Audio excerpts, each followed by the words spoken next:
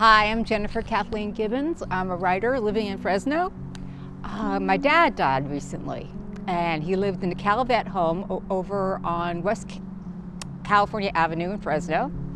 And these are some of the things I found while going through his room. This is him. He was about 19 or 20 here. He was in the Korean War at the tail end, and he was there to make sure the treaty was kept. What strikes me about the picture now is how young he was. Way too young to be in a war.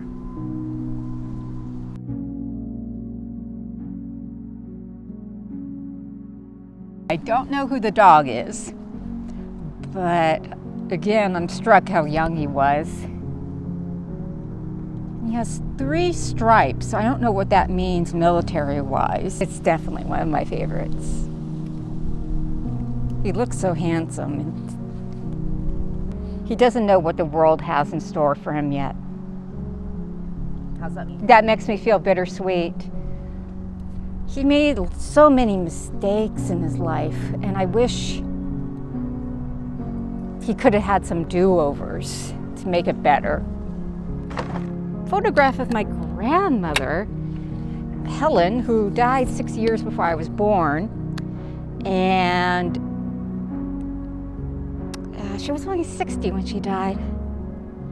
I went to Michigan with my dad about 12 years ago, and they were looking at the original photo. It was black and white, and he said, well, she was on a cruise ship with Barbara Hutton.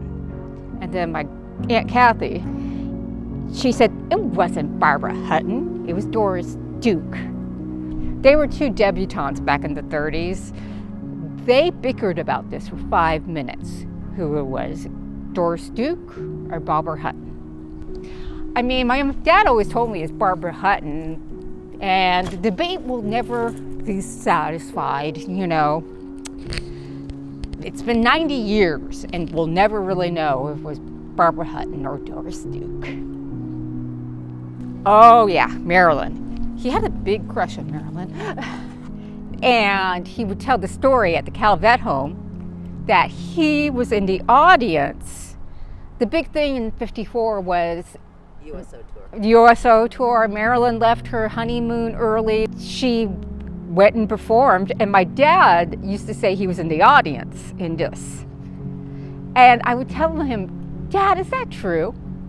Well, it could be. And so I look now and try to see if he was there. Who knows? Yeah, who knows? Okay, next. This is a favorite picture of us. It's taken my mom took this photo about 1981-82, and we're both wearing Izod shirts, and he somehow made me laugh. And I was showing this to a friend of mine, and she goes, oh my gosh, you both have the alligators on your shirts. You both look so preppy.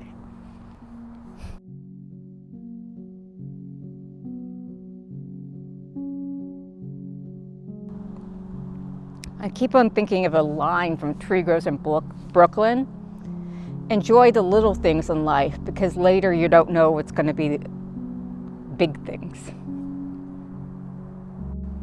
So this is Dad in Yosemite, about 6 years ago. I was talking to him about going to Yosemite next month in November when the fire season was over, and he wanted to go too. And at first I was like, oh man, can I do something on my own? Can I go by myself? I wish we could have gone together.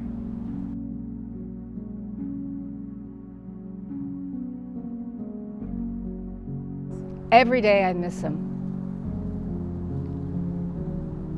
I don't miss the chaos he brought in my life, but I miss his presence. I'm still trying to figure out what it's like to lose a parent. When the phone rings, I think it's going to be him, but it's not.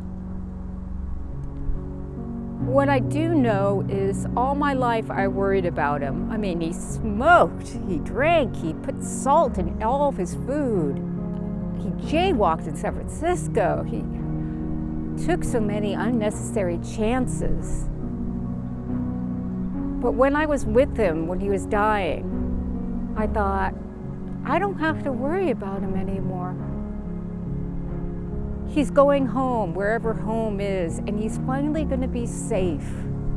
He's finally going to be okay, and he's finally going to be happy. And that makes me happy.